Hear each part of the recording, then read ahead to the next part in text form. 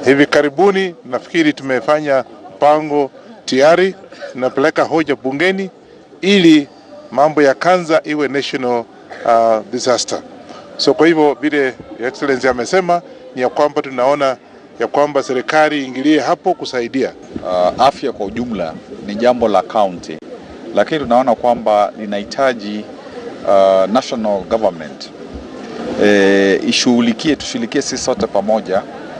Ndio hata jinsi Mheshimiwa Ferdinand amesema kuwe na katika bunge mazungumzo ya kufanya national emergency. Jinsi hapo awali tulishughulikia ukimwi, tushughulikie sisi sote kwa dhati, ndio watu wetu wawe wanasaidiwa, na hata serikali itenge pesa maalum like a cancer fund. Good evening. This is the big story, and we thank you for making time for us. The topic that we're discussing today touches on all of us, millions of Kenyans out there. It has everything to do with cancer. So today, Kibra Member of Parliament Ken Okoth sent out a tweet in response to a friend who had asked him how he was doing. He said, quote, "Napambana na hali yangu kabisa. I'm fighting with it. Chemo drugs are brutal on the skin and immunity system." Well, he is battling colorectal cancer with every fiber in his body, and he seems to be approaching it with a lot of optimism.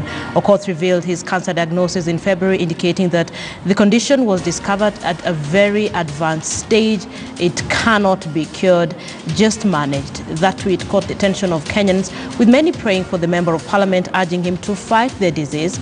It is a tweet that has Kenyans talking on cancer, how millions of Kenyans are battling the disease, the availability of treatment in the country, the cost implications that a lot of Kenyans were actually talking about. So we've all been affected with cancer, directly or indirectly. We all know someone who is battling a form of cancer. And so this conversation touches on all of us. For those of you who may not be aware, I actually lost my father to lung cancer at stage 4. So this is a conversation that touches very close to home, and it's important that we have it so that we can save as many lives as we can. So it's the conversation we're having this evening, the cost of cancer. How do we deal with cancer as a nation? Let me bring in our lead reporter, Sophia Wanuna. Sophia, good evening. This is a conversation that several people have been saying Kenyans need to have, the Kenyan government needs to address. We cannot be losing the number of people we do to cancer in the country. Indeed, Linda, good evening to you. It is a conversation that we must have as a country, and of course that heartbreaking message to imagine what the Honorable Ken Okoth is going through at this very difficult time, battling this disease. But he's just one of the many others who perhaps we don't know. And you've mentioned about, your late father, and there are many others around the country. And Linda, to Mheshimiwa Okoth today, an overwhelming outpouring of stay strong, keep the faith, you will get through this. But let's talk a little bit more with a man who has understanding of what this really means. I have with me Dr. Andrew Odhiambo. He's a medical oncologist. So an oncologist, for those who may not know, is a doctor who treats cancer, but a medical oncologist is one who treats cancer using chemotherapy, and that is what Ken Okoth spoke of, that has been brutal for him, affecting even his skin, in sharing that picture he did on Twitter earlier. So Dr. Harry, thank you so much for making time for us. Let's begin with painting a picture for when the Mheshimiwa talks about a brutal experience he's going through, that this was caught at an advanced stage, so it's not going to get cured. Paint for us a picture of what this really means. Thank you so much, Sophie, for inviting me to give some insights about Honorable Ken's condition. So many a times when one gets diagnosed with cancer, especially that affects the internal organs, and for this purpose, the colon, for example, the symptoms may share other common ailments like typhoid, H. pylori, ulcers, and so on and so forth. And patients would stay for so long without noticing that these symptoms are actually serious. And when you get to go into the scanner, and then we find out maybe the cancer may have moved to the liver, and therefore it really gives us a challenge, and most of our colon cancer patients will end up being caught late because the symptoms share that of many other common ailments that we suffer from. And just to touch on a little bit about the whole chemotherapy experience. So we normally use chemotherapy for various reasons. Sometimes we use it to cure patients from their cancer. Many breast cancer patients who have had surgery will then have chemotherapy to increase their chances of cure. If you have cancer that is advanced, then most of the time we would give you chemo to try and reduce your symptoms. And in some conditions, that chemo has been shown to prolong one's life. Now, in the recent sort of 10, 15 years, we've gotten newer drugs, especially for colon cancer. And these drugs are called targeted therapy. And these drugs come with different side effects, different from the conventional chemotherapy of nausea and hair loss and vomiting. These newer drugs, come with a lot of skin rashes, acne, a lot of diarrhea. Sometimes patients' hands and feet would peel, and this would really affect the quality of their lives as they're going through treatment. But sometimes we do adjust the doses of these drugs to make sure that patients at least do not suffer so much from these side effects. But we usually, we work with them, we give them supportive treatment to take care of these side effects so that at least we can reduce their burden of tumor and ultimately, prolong their life. We may not be able to get rid of everything, but colon cancer patients can live very many years with the correct treatment that is sequenced in the correct manner so that we give them a best chance of being with us for quite a long time. Yeah. And cancer continues to be that disease and that word that causes fear to many people. And there are different types of cancer. Is it the case, as you've described with colon cancer, sometimes symptoms will manifest as a different condition, but in the long run end up to be a cancer? Is it the case with all cancers? What should people be looking out for? Thank you so much for that very enlightful question. So let me start with cancers that are easy to detect, and these are cancers that will probably live outside the body. And the best example is breast cancer. Your breasts are outside, and therefore if you get a swelling or a lump or a change in the skin or reddening or your nipple gets abnormal, you can easily tell early, and therefore you will take yourself to hospital and the doctor will be able to make a quick diagnosis. Now, on the contrary, cancers that affect internal organs, lungs, intestines, stomach, colon, rectum, pancreas, all those cancers are more difficult to detect because even if you have swellings or lumps within them, for example, pancreatic cancer, you may not know. There will be no pain. There will be nothing until probably it's too late. So my message probably to Kenyans is, if you are being treated for the same ailment over and over, month on month, you're taking acid tablets over and over, you have amoeba this month, next month it's typhoid, the other month is God knows what, seek a second opinion. Get to a tertiary facility, get to a facility where there are specialists who can be able to make a quick diagnosis. We just launched the cancer screening guidelines on World Cancer Day, February 4th. And in that document, it states clearly what are the early warning signs for certain cancers. And we have disseminated this information to all the counties, and we expect that health workers will read this document and will begin to implement what we have written in that book so that patients can be referred early. I must stress this point though. If you don't have an adequate referral system, it does not matter how many machines you put up in Nairobi or Mombasa or Kisumu. It does not matter, and it will never matter, and it will never improve patient outcomes until you train the healthcare workers at the lowest level of healthcare seeking, until you train community health workers to be able to go to the community and fish those patients from their homes when their symptoms are still early. There are simple checklists you can ask patients, and if they have one or more of those symptoms, they can be referred early for a diagnosis. Take case in point, lung cancer patients, for example. They will cough, they will lose weight, they might cough blood. But what will they be treated for? Pneumonia, tuberculosis, and so on and so forth, for months and months and months. And when they end up coming to KNH at the later stages, we can hardly help them, you see? So as much as we are building capacity in the tail end of the spectrum of cancer management, we have to divert funds and money to prevention, screening, and early detection. The National Cancer Control Strategy states very clearly that the overall goal is to have a Kenya with a lower cancer burden than it is now. And the only way we can reduce the cancer burden is to prevent these cancers and also to detect them early. I wish NHIF is doing a good job. They are paying for chemo, for radio, for everything. But I wish NHIF could pay for a healthcare worker to go to the community and to talk to those patients, to educate them and to give them signs and symptoms so that they know if you have blood in stool for 2 weeks, 3 weeks, 4 weeks and it's not getting better, don't sit at home.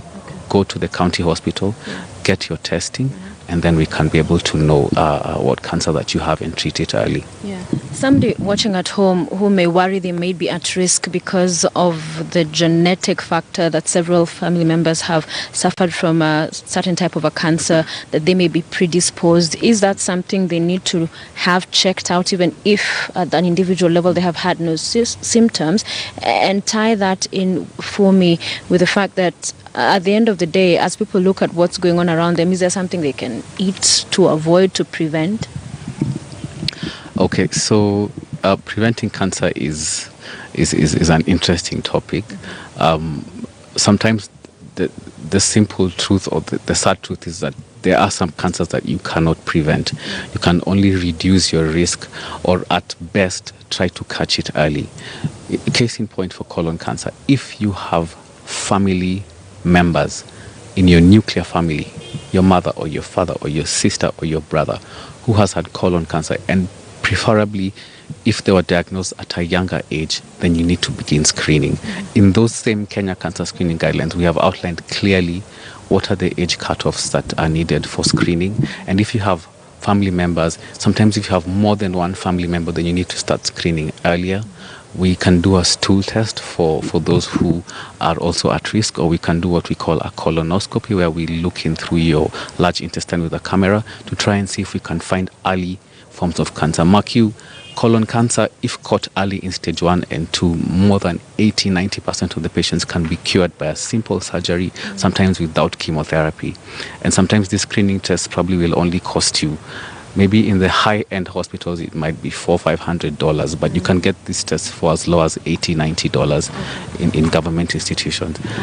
Yeah. Talk to us about capacity as we begin to bring this to a close. You're an oncologist. Many times we've heard there's not too many of those. There's not too many experts who can be able actually to treat this, know what it is, and how to go about it. And it's good you've spoken about that capacity at the very lower level with the nurses and the medical practitioners. But to the extent of capacity in personnel, but also equipment. So the medical equipment services took the CT scans to the counties.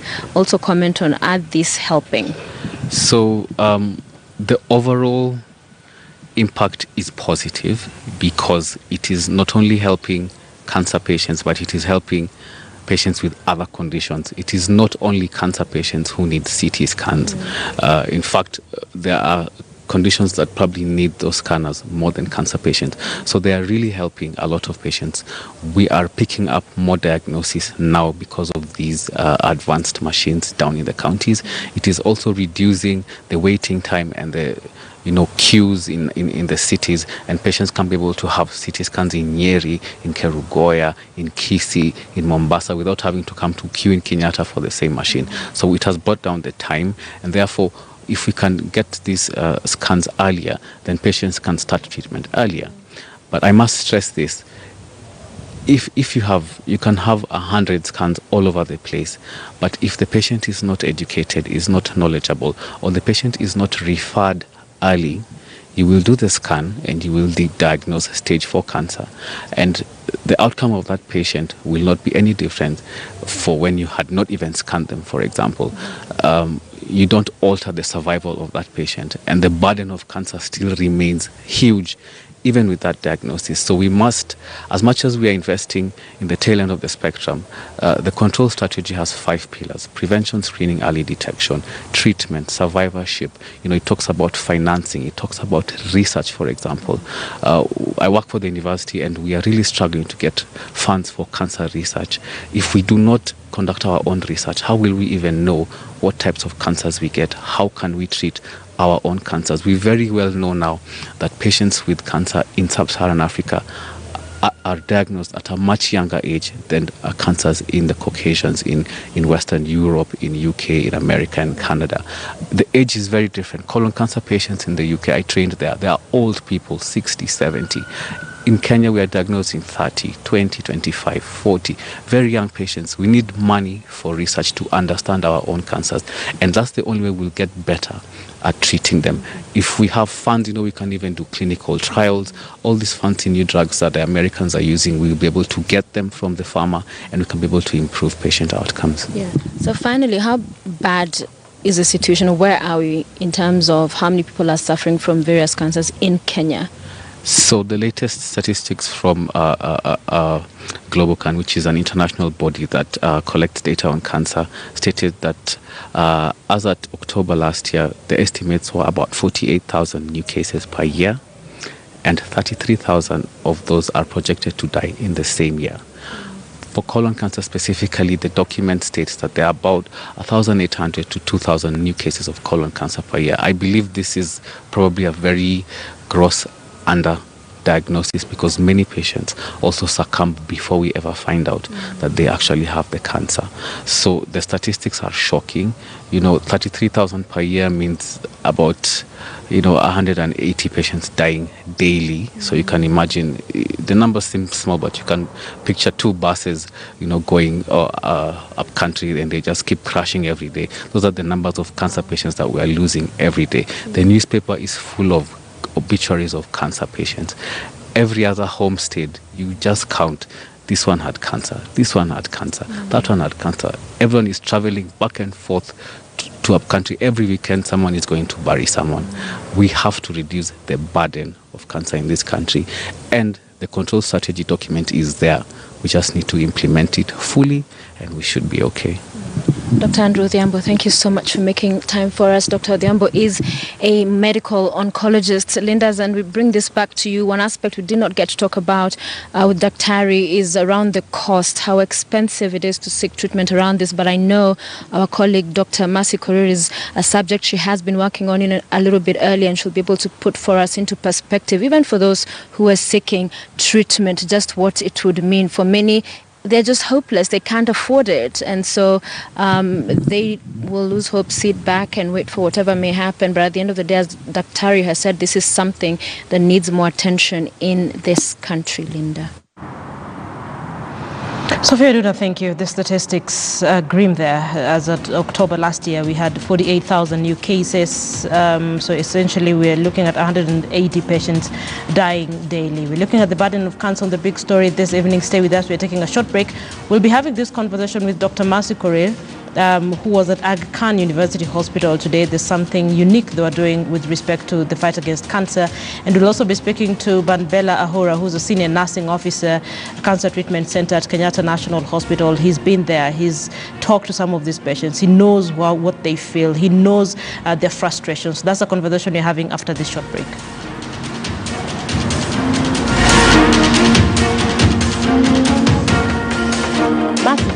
Sophia said...